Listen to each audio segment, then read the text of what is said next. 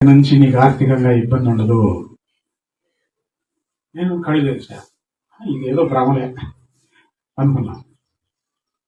తర్వాత ప్రార్థన చేసుకున్నంటే ఇక నుంచి ఆర్థికంగా నీకు ఇబ్బంది ఉండదు. ఇట్లా 10-15 సార్లు వినిపించిందండి, ఒకసారి కాదు, 10-15 సార్లు. అంటే దేవుని మనసులో ఉద్దేశం ఏంది, ఇక నుంచి ఈ ఆర్థిక ఇబ్బంది తీసివేయాలి అని అనుకున్నాడు. ఆయన అనుకుంటే ఇక ఆపేది ఎవరు? అలా వినపడుతుందిలే కానీ నాకు అర్థం కావట్లా.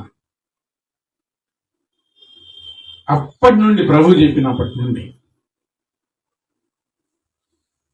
బాకీయో ఎవరైనా తీసుకొచ్చి ఇవ్వటమో సహాయం అందటమో ఏదన్నా కానీ ఉంటే చేతిలో డబ్బులు ఉండేటట్లు దేవుడు చేస్తున్నాడు. స్తోత్ర.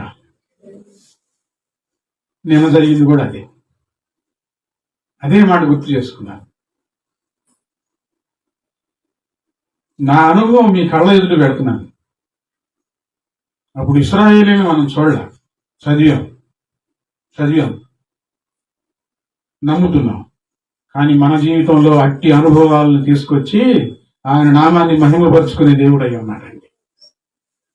అప్పుడు ఈ 25 సంవత్సరాలు నేను బాధపడకపోతే ఇంత మాధుర్యమైన సాక్ష్యం నా జీవితంలో వచ్చేది కాదు.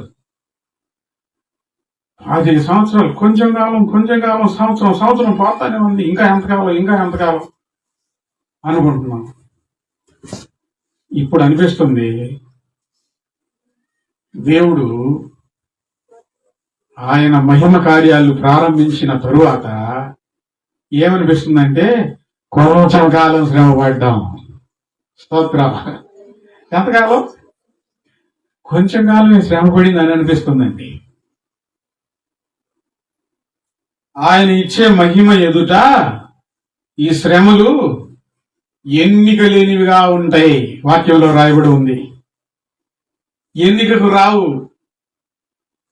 ఆయన ఇచ్చే మహిమ ఎదుట ఈ శ్రమలు ఎన్నికకు రావు. కష్టపడుతున్నప్పుడు బాధ అనిపించింది. ఆయన మహిమ